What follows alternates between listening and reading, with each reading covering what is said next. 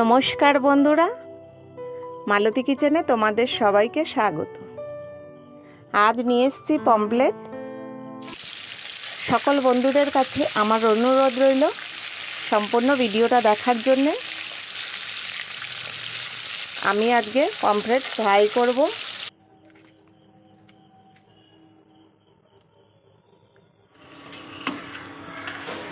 ভিডিওর শুরুতেই সব বন্ধুদের আমি বলি, কে কোথা থেকে দেখছো অবশ্যই কমেন্ট করে জানিও। আর ভিডিওটা ভালো লাগলে লাইক, কমেন্ট, শেয়ার, সাবস্ক্রাইব করে আমার পাশে থেকো। এখানে পমফ্রেট আছে প্রায় 600 গ্রাম। এখানে রসুন, কাঁচা লঙ্কা নিয়েছি, আর কয়েক টুকরো পেঁয়াজের টুকরো দেখা যাচ্ছে, কিন্তু ওটা আমি দিইনি।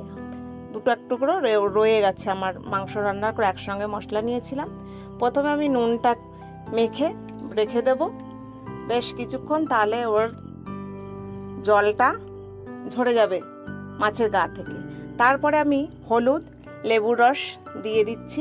লেবুর রসটা দিলে কি হয় বলো তো, মাছের গায়ে যে আষ্টানি গন্ধটা ওটা চলে যায়। যে কোনো মাছের লেবুর রস দিয়ে মাখলে, বিশেষ করে ভাজা খেতে গেলে আষ্টানি গন্ধটা বেরিয়ে যায়।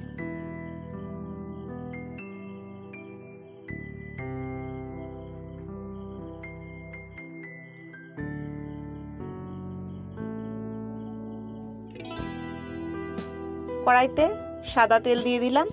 সব রান্না শেষে আমি এই মাছগুলো ফ্রাই করব। এখানে যে আমার পেস্ট করা ছিল কাঁচা লঙ্কা, রসুন, সেটাকে দিয়ে মেখে নেব। একটু ভালো করে মেখে নিতে হবে এই সময়, যাতে রসুনটা, কাঁচা লঙ্কা ভালো করে মাছের গায়ে লেগে যায়। একটু আস্তে আস্তে করে মেখে নিতে হবে।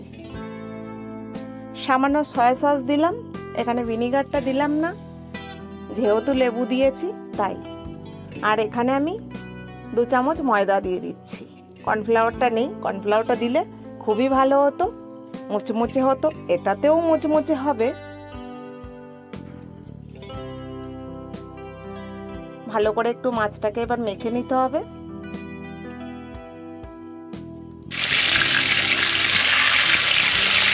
তোমাকে দেখানো হয়নি আগেই যে মাছটা দিয়েছিলাম, তো মাছটা আমি উল্টে দিচ্ছি।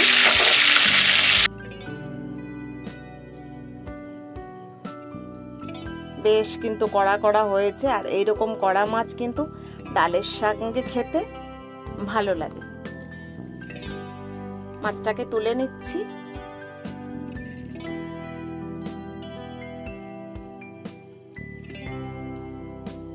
আবারও দেখো এক এক করে মাছগুলো দিচ্ছি তেলের ওপরে।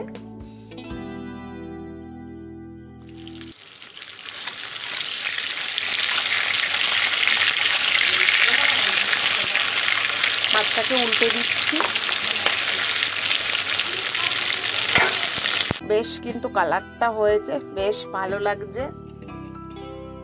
দেখো এক এক করে মাছগুলো আমি সব তুলে নিয়েছি, আর আমার এই পমফ্রেট ফ্রাই রেডি।